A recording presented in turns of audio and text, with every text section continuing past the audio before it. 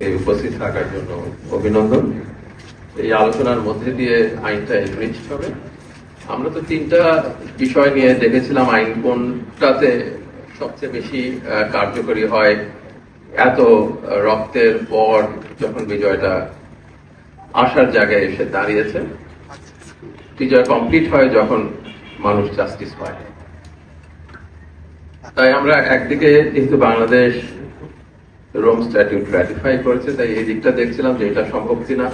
আমরা দেখছিলাম Sierra Leone বা হাইব্রিড কোর্ট যেরকম ক্যাম্বোডিয়াতে হচ্ছে, এরকম কোনো হাইব্রিড ট্রাইব্যুনাল হতে পারে কিনা। আর এরপরেও দেখছিলাম যে আইসিটি, যেটা নিয়ে আজকে আমরা বসেছি, সেটার আওতায় বিচারের প্রক্রিয়াটা। তো সমস্ত দিক বিবেচনা করে আসলে আইসিটিতেই যাওয়ার সিদ্ধান্তটা সম্মিলিতভাবে হয়েছে এবং সেই জন্য এটা ইমপ্রুভ করে যেন এখানকার